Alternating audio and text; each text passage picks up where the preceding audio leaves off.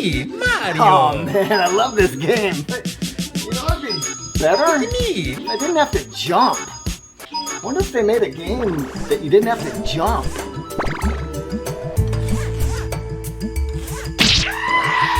What the heck?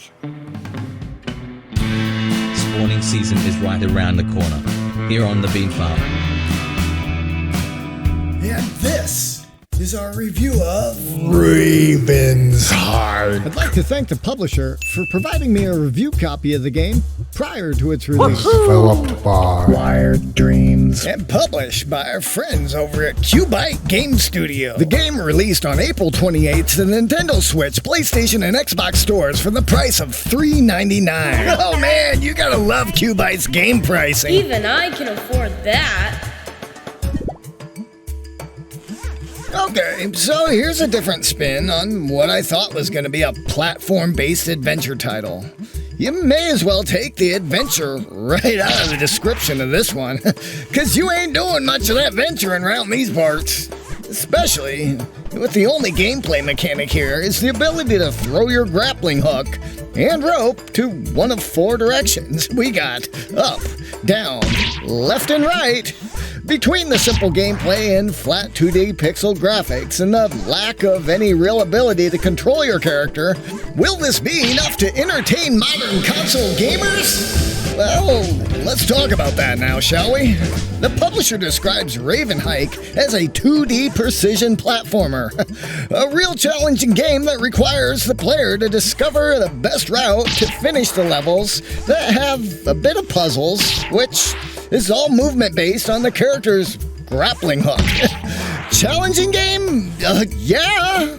It ended up challenging the heck out of me. The difficulty curve here gradually increases as you progress through the game, requiring a mastery control and more precise moves. You'll have to avoid all the obstacles, traps, and enemies on your way. And the grappling hook is your best ally for this. Prepare your platform skills, and your grappling hook, of course, to enjoy this amazing experience. It's so amazing. The game features 60 handmade levels, unique gameplay mechanics. It offers a fair challenge for platforming enthusiasts, amazing pixel art and animation, and a great soundtrack. Okay, so challenging, right? Oh yeah.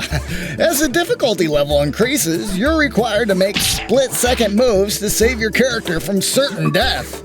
I was happy to see that although the execution of movements that were required, they needed to occur within a millisecond of each other. Just like Super Meat Boy?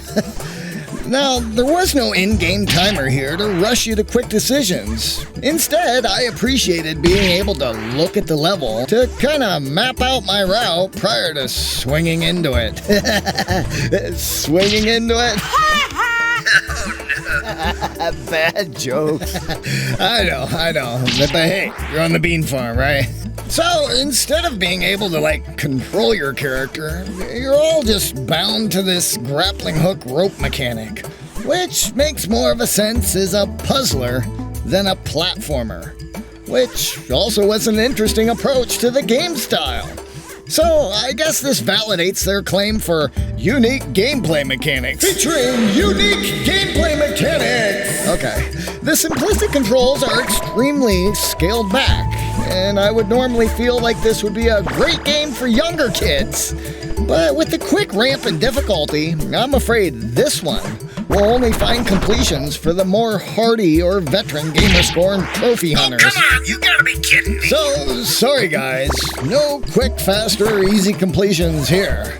Qubyte provides us once again with a super cheap budget level game. With such a low barrier to entry, Oh, come on, I'm making dumb mistakes. why wouldn't you just grab every Qubyte game as soon as it releases? Go ahead and add it to your library. In the end, I found the minimalistic controls to be initially unique, but kind of failed to inspire me after multiple levels of frustration with my lack of split-level timing.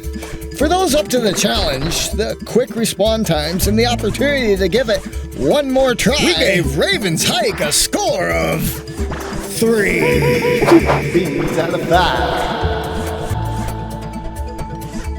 Yeah, well, that wraps up that review right there.